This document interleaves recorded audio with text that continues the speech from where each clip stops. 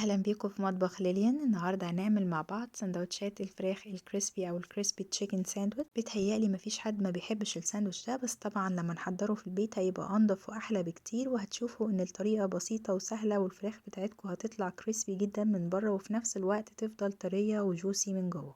ما تنسوش تعملوا لايك للفيديو وسبسكرايب للقناه، ويلا نبتدي. النهاردة أنا استخدمت صدور الفراخ. السندوتشات دي ممكن تتعمل من الصدور أو الوراك المخلية، المهم إن احنا نكون مقطعينها بسمك تخين شوية أتخن من البانيه. وكمان أنا بحاول أقطع منها جزء كده من الآخر علشان تبقى إلى حد ما على قد الساندوتش. طبعا اللي بنقطعه ده ممكن نعمله شاورما أو أي حاجة، بس يعني بنظبط شكل الفراخ بتاعتنا بسمك مناسب وطول مناسب. هنجهز التتبيلة بتاعتنا. هنحتاج كوباية من المية الباردة، وهنحتاج توابل ملح وفلفل اسود، كركم، معلقة كبيرة من البابريكا، وشوية من الشطة لو بتحبوه سبايسي، وتوم باودر، معلقة كبيرة من المستردة، ومعلقتين من الزبادي. هنحط كل المكونات على الفراخ بتاعتنا ونقلبهم ونتبلها على الأقل 12 ساعة. كل ما بتقعد في التتبيلة كل ما الفراخ بتاعتنا بتبقى أطرى.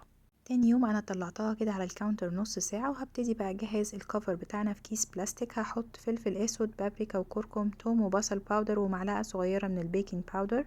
وعلى مقدار الفراخ ده تقريبا كان نص كيلو من الفراخ، هحط كوبايتين كبار من الدقيق وعليهم 4 معالق من النشا، وهنرجهم كويس قوي. نبتدي بقى ناخد الفراخ بتاعتنا نحطها الاول في خليط الدقيق ونرجها كويس قوي. بعد كده هنطلع قطعة قطعة وننفضها كويس من الدقيق وننزلها في مية باردة ونرجعها تاني على خليط الدقيق علشان تاخد الكفر بتاعها مرتين. لازم نرجها في الكيس كويس قوي، وما بنحطش غير قطعتين او 3 بالكتير كل مرة علشان يتغطوا حلو. بعد كده بنبتدي بقى ننفضها حلو قوي علشان تدينا الشكل المعروف بتاع الفراخ الكريسبي. بنمسكها كده من الطرف ونقعد ننفض فيها بالراحة علشان تنزل اي دقيق زيادة وتعمل لنا الشكل بتاع الفراخ الكريسبي. وعلى طول ناخدها على زيت سخن وعميق وبننزلها. المفروض ان الفراخ بالسمك ده بتاخد حوالي 3 دقايق على كل ناحية. ما بنقلبهاش خالص، يدوبك بنسيبها 3 دقايق من غير ما تتحرك، وبعد كده نقلبها على الناحية التانية 3 دقايق، وبتكون الفراخ استوت وخدت لون حلو قوي. في الوقت ده نكون جهزنا قطعتين تانيين ونبتدي نكمل التسوية بنفس الطريقة. قطع الفراخ بتاعتنا خدت الشكل واللون الجميل ده، وطبعا استوت من جوه.